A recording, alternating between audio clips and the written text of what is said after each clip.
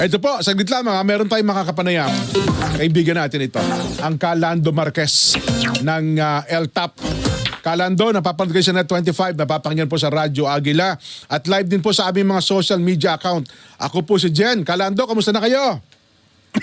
Ay, Sir Jean, long time no look. Kaya nga. Matagal na tayong di nagkita. Oo, panahon pa ni Secretary Reyes nung nga tayo magkakasama. O nga, bumabata tayo, Calando. Alam nyo naman. Teka lang. Good morning, Sir Jean, at good morning sa yung milyon-milyon nanonood nakikinig. Opo, una, teka lang muna. Kayo ba'y kasama doon sa Tigil Pasada? Ay, hindi po kami Ayun. kasali po dyan dahil nga ang aming pananaw, ang LTAP po, ang aming pananaw, na kung kami po ay aaklas, isasama namin ang aming pasahero. Yun na Yan po nga. yung usapan po namin. Oho. Dahil nga unang-una, dyan po kami nabubuhay at sila po ay kagaya rin natin na nagdurusa dito sa pagtataas ng mga presyong bilihin. Magsimula pamasahe hanggang sa mga bibilin na bigas, hanggang sa bibilin mo na gulay, isda, kasama natin sila sa naghihirap. Kaya kami po, ang pananaw ng LTAP, ay kami po ay makikipagtulungan sa aming pasahero. Yun po namang panukalang dagdag pamasahe ng 10 piso. Ano po pananaw ng LTAP dito, Calando? Ang pananaw namin dyan ay una siguro masarap pakinggan para sa driver. Pero kung ibalansin mo yan, ay talagang parusa sa ating mamamayan yan. Lalo na sa mananakay na trabahador na sumusweldo lang ng minimum. Kaya kami ay sana ay magpatawag kasi dapat ang DOE, magpatawag ang joint meeting ng DOE at saka DOTR para LTFRB para magkaroon ho ng tamang pag-uusap. Kasi sa nangyayari po kasi para bang nagdadamutan. Dahil nga pinagdadamutan kami sa public transport, ang ating DOE ay hindi man lang namin nasilayan ang kanilang kagandahang loob sa ating mamamayan dahil hindi pa kami hinarap simula. Umupo ang ating Pangulong Bongbong Marcos at saka pati na ang ating sekretary ng DOE ay para bang wala kaming nagagawang mabuti sa ating mamamayan bilang kami po ay serbisyo publiko sa pamamasada sa ating bayan. Ganun ho ba? Medyo nakakalungkot yung balita na yan, ha?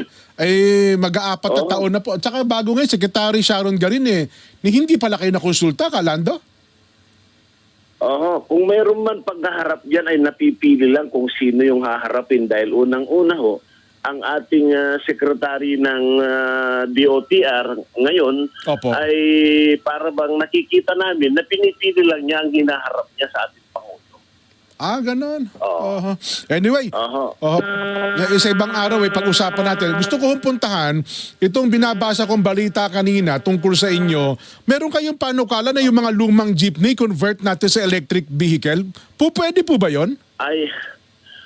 Yan pong sinasabi ko na ganun po ay may pag-aaral na po kami kasi na yung pong mga luma natin na sinasabi hindi naman kalumahan kundi magaganda pa sa ating pananaw.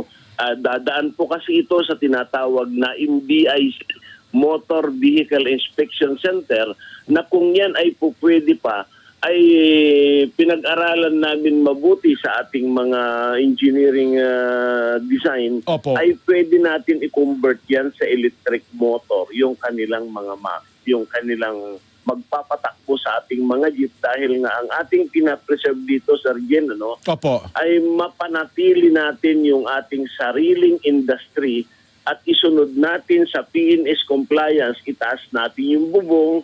Kami ho ay marami nang nagawa dito sa Southern Metro Manila na tumatakbo. Na pinataasan namin yung bubong at ang pintuan, inilipat namin sa tagiliran ng driver. Kaya yan po ay pumapasada na po dito sa amin sa Southern Metro Manila. So may tumatakbo na po ngayon, Calando, na dati po, crudo, na i-convert nyo na electric jeep? Hindi pa po. Makina pa rin po yung aming ginawa. Pero ngayon po ay magsisimula kami by next month po. Ay pag dumating po yung electric motor na in-order namin na i-convert doon sa ating jeepney, yan po ay hindi tatagal siguro. Pag-aralan namin mabuti ito dahil nga unang-una po ang nakasalalay dito ay yung safety program for public transport para sa ating mga mananakay. Kailangan mapag-aralan na mabuti po yan. Yung tumatakbo po ngayon, yung bagong disenyo na, pero yung makina, crudo pa rin po, Calando. Oo, yung tumatakbo ngayon po, marami po kami. Dahil unang-una, alam mo naman, Sir Gin, na simula tayo magkakaibigan, Opo. ay tayo yung unang naggawa ng air-conditioned jumbo jeepney sa Makati. Yes po, yung tumatakbo ng Ayala Loop, di ba? Hindi lang Ayala Loop, pati yung hanggang sa Pasay po, hanggang doon sa Top Avenue, ay ating prangkisa ho yung tumatakbo po riyan. Pero ito hong panukala nyo ngayon, mula sa makinang crudo, i-convert na natin sa hindi pala i-convert, kundi papagtan talaga ng bagong makina, electric jeep na po. Calando, ganon? Electric motor po. Ang Electric tawag natin motor. po, yung ipapalit. Opo.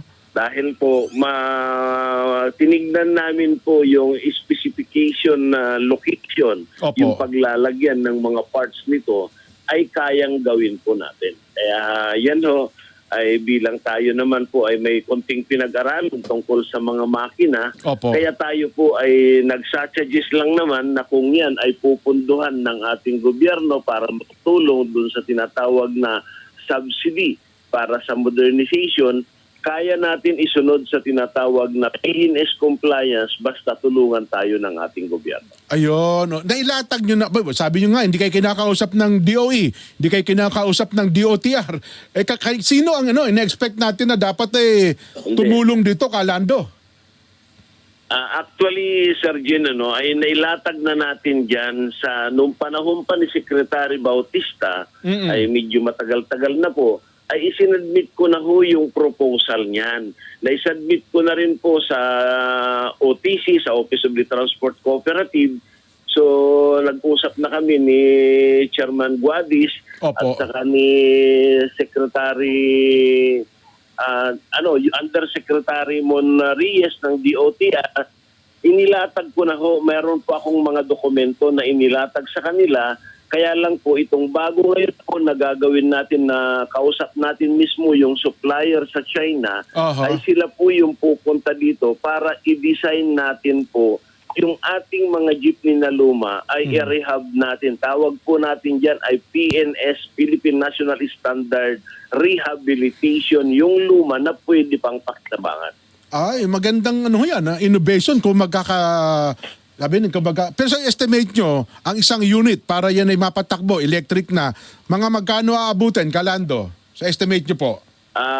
Pag may lagay natin ho sa tamang specification po, ay aabutin po yan ng mahigit 1 million po. Kasama na po yung electric motor, kasama na po yung battery, at kasama na po dyan ang air conditioning.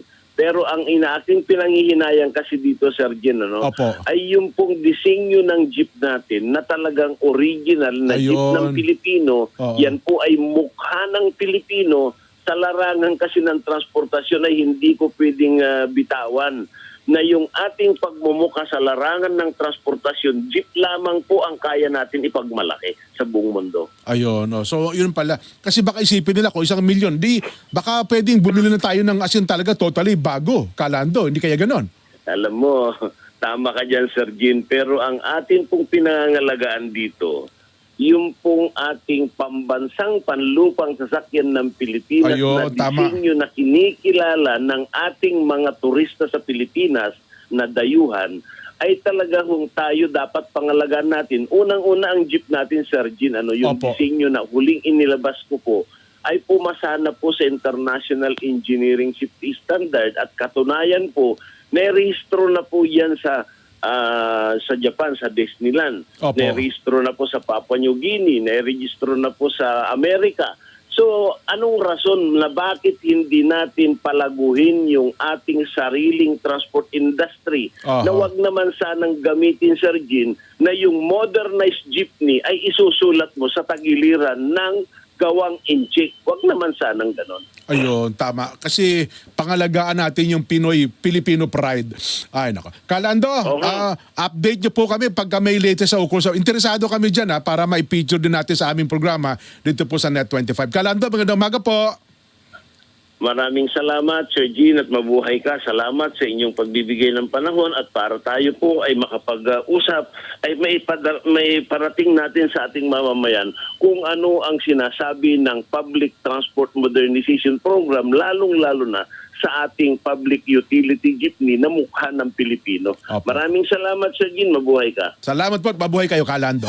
Sige, noong Orlando Marquez, ang atin po nakapanayam, grupo, LTAP. Ito po yung umbrella organization ng lahat ng land transportation group, driver, operators sa buong Pilipinas. Ang tawag po ay LTAP. Ang presidente po si Kalando. Ayan.